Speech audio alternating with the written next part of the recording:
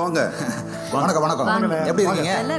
என்ன இப்பதான் வழி தெரியுதா வீட்டுக்கு? இப்ப மறந்துட்டு பாரு. யார் கேட்டு என்ன பொண்ணு பார்க்க வந்திருக்காங்க? ஏய், பாக்குறதுனடி வந்திருக்காங்க. என்னமோ விடிஞ்ச கல்யாணம் மாதிரி குதிக்கிற. உன் புருஷன் சொந்தக்காரங்கனால ஓவரா பேசாத. காஃபில விஷம் வச்சு கொடுத்துருவாமா. எப்படி இன்னொரு வீட்டுல வாழ தானடி போற? ஏன் இப்படி பேசுற? அதுவும் லண்டன் மாப்பிள்ள. லண்டன் நல்லா ஜாலியா போய் சுத்தி பார்த்துட்டு வரலாம்ல. மஞ்சு, உன் புருஷன் டிவோர்ஸ் பண்ணிட்டு இவனை கல்யாணம் பண்ணிக்கிறியா? நான் அவனை போய் பேசுறேன். என்ன பேச்சு பேசுற? தோ இந்த வாய் தான் உனக்கு. ராஜேஸ்வரி, நீ தானே பெத்த? ஏய், தேன்மொழி கூட்டு வாமா.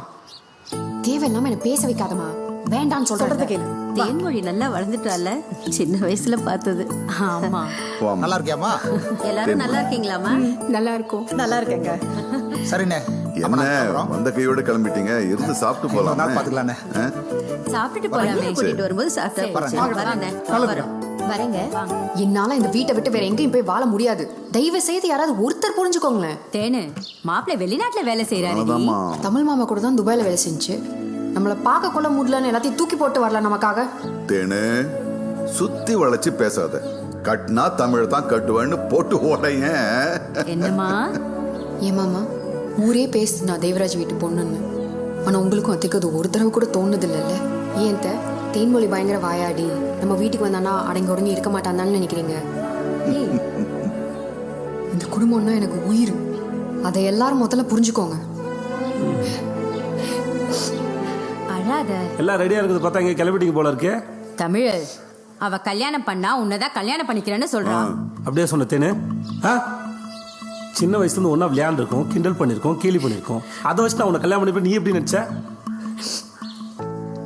எனக்கு கல்யாணம் பண்ணிப்பே மாட்டேன்னு எனக்கு தெரியாது மாமா. ஆனா உனக்கு என்ன ரொம்ப பிடிக்கும்னு தெரியும். நீ என்ன வேணான்னு சொல்ல மாட்டேன்னு நான் நம்புறேன். மாப்பிள்ள எந்த ஊர் மாமா? நம்ம ஊர் தான்.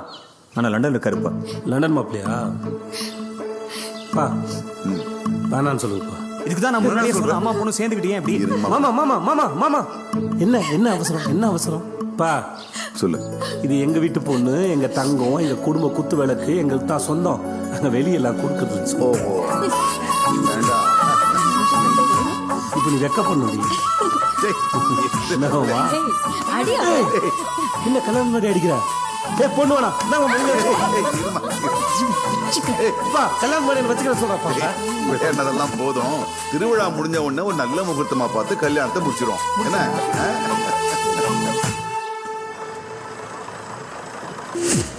ஹலோ சார், கொஞ்சம் இங்க வாங்களேன். ஹலோ, ஹிந்திமே பாத்துக்கிறோம்.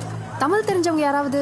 என்ன மேடம்? சார், என்ன நடக்குதுங்க? இந்த இடத்துல ஒரு காப்பர் ஃபேக்டரி வரப்போகுது. அதுக்கான வேலைகள் நடந்துட்டு இருக்கு. காப்பர் ஃபேக்டரியா? சார், இது எங்க ஊர் மக்களோட இடம். எப்படி ஃபேக்டரி வருவீங்க?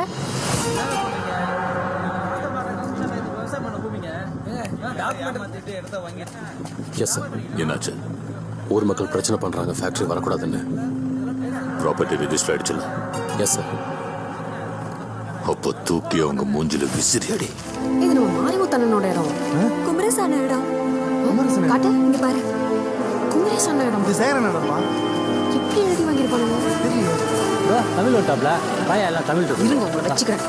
ஏய் பாப்பா, என்னடா பிரச்சனை? அண்ணா ஏதோ ஃபேக்டரி வரப்போதானே? ஃபேக்டரி தான் நல்லது தானடா. அது கேட்கடா போராட்டம். மாமா, வரப்போறது சாதாரண ஃபேக்டரி கிடையாது, காப்பர் ஃபேக்டரி. மக்களோட உடம்ப பாதிக்கும். என்ன ஆகும்? டேய் காமிடா. செம்பு உருக்கும் போது அதில் உள்ள நச்சு பொருட்கள் காத்துல பரவும். அதை மக்கள் சுவாசிக்கும் போது சுவாச குழாயில எரிச்சல் ஏற்படும். அது லங்ஸையும் பாதிக்கும். கர்ப்பிணி பெண்களுக்கு கருசிதைவு ஏற்படும். அது அடுத்த தலைமுறை வரைக்கும் பாதிக்கும் மாமா. ஏற்கனவே மகாராஷ்டிரால இந்த மாதிரி ஒரு ஃபேக்டரி இருந்துச்சு. மக்கள்லாம் ரொம்ப போராடி அதை க்ளோஸ் பண்ணாங்க. எப்படி சார் இப்படி? எப்படின்னா? இல்லை சார், நீங்கள் தானே பட்டா போட்டு கொடுத்துருப்பீங்க. உங்களுக்கு தெரியாம நடந்திருக்காது. ஏதோ ஒரு real estate group lay out போட போறேன்னு சொல்லி பல்கா இடம் வாங்கினாங்க. பட் இங்க ஒரு ஃபேக்டரி வரப்போகுதுங்கிறது எனக்கு தெரியாதே. உங்க மாமா குழந்தை வேலைக்கு எல்லாமே தெரியுமே. நம்ம ஆளுங்க இடையப்புறம் அவனும் கைக்கு போய் சேர்ந்துச்சு. எல்லாம் பக்கா கார்பரேட் திட்டு பசங்கண்ணே. ரிஜிஸ்டர் ஆஃபீஸ்ல ஆரம்பிச்சு மில்லோன வரைக்கும் தனித்தனியா 10 ஏக்கர் வாங்கி வச்சிருக்காங்க. ஆமாண்ணா. மாமா, தனித்தனியா வித்து மொத்தமா கார்பரேட் காரங்களுக்கு கொடுத்துருக்காங்கன்னு நினைக்கிறேன். ஏன்னா நாட்டுல வேற எங்கேயுமே ஒத்துக்க மாட்டாங்க மாமா. இப்போ என்ன சார் பண்றது? நம்மளால அவங்கள தொட முடியாது. இன்னும் பச்சையா சொல்லணும்னா அவங்க இருக்கிற ஏரியா பக்கமே நம்ம நெருங்க முடியாது. நான் கூட என்னடா பண்றது யோசிச்சுட்டு இருந்தேன். சரியான ஐடியா கொடுத்தீங்க. அமித் சார் போயிட்டாங்களா? பயந்து ஓடிட்டாங்க சார்.